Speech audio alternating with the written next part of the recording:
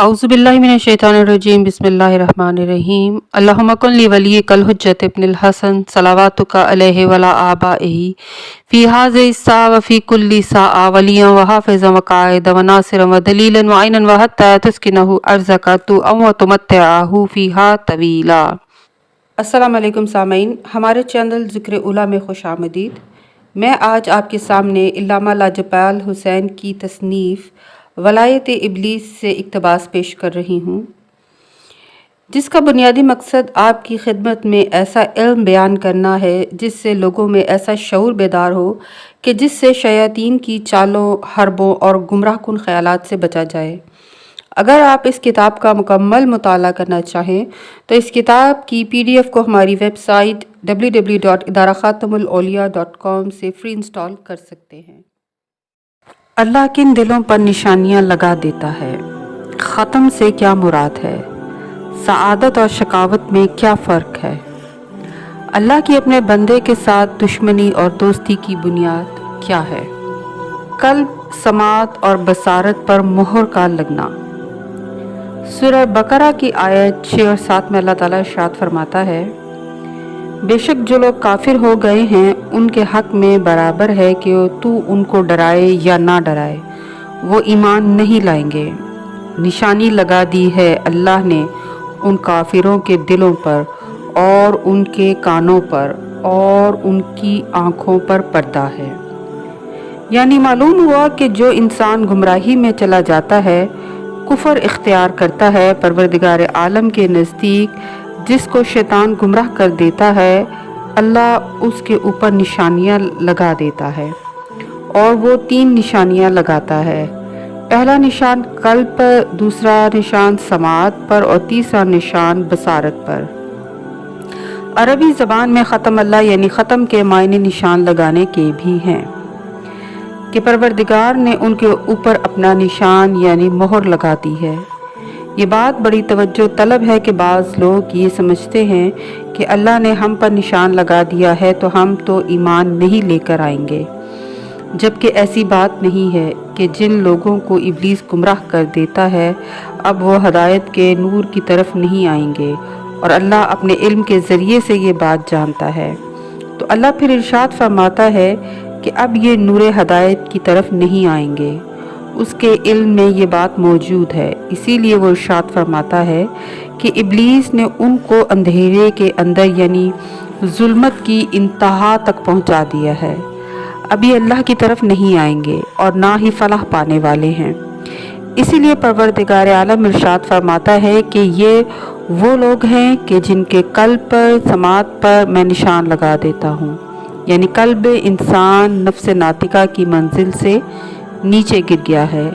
नफ्स नातिका की मंजिल वो 0 पॉइंट है कि जिसके ऊपर नफ्स की तरक्की शुरू होती है। नफ्स नातिका के नीचे वो मनफी पॉइंट है कि जिस पर नफ्स की तनज़्ज़ुली शुरू होती है यानी पस्ती शुरू होती है।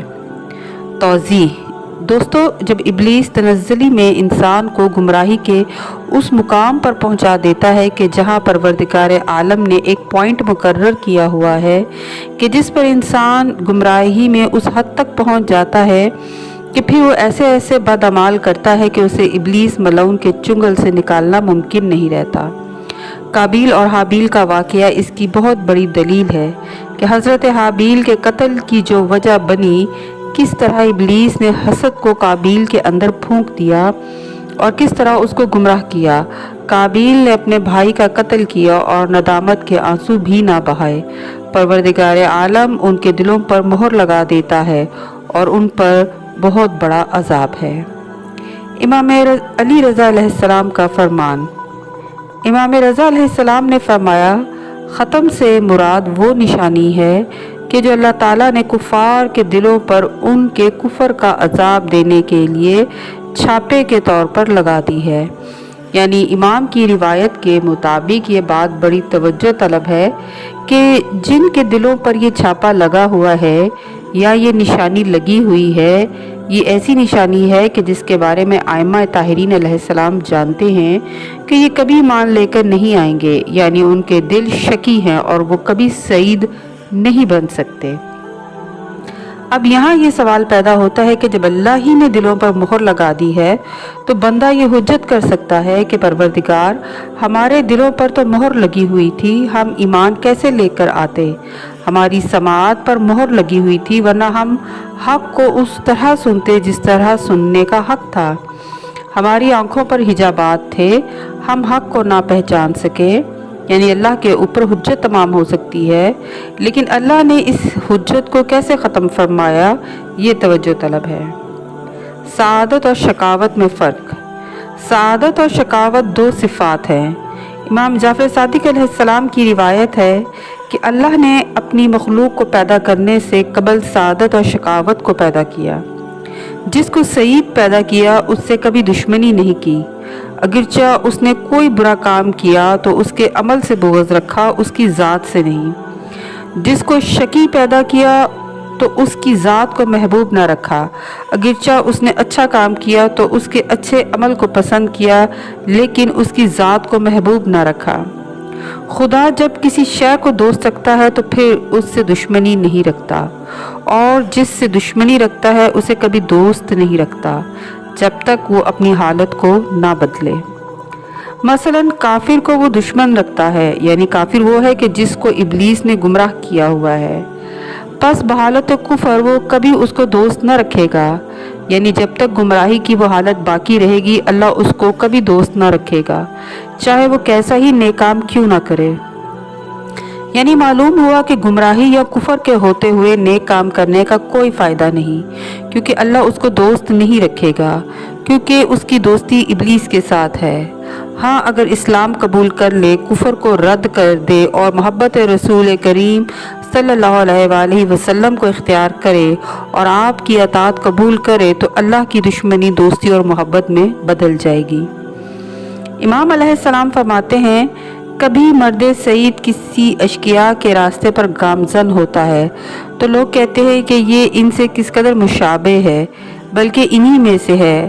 پھر جب اس کو سعادت پا لیتی ہے تو شقاوت اس سے برطرف ہو جاتی ہے۔ بس اللہ نے جس کو سعید قرار دیا اس کا خاتمہ سعادت پر ہوگا، اگرچہ دنیا کی مدت اتنی کم رہ جائے کہ جتنی ایک اونٹنی کے دودھ دھونے کی ہوتی ہے۔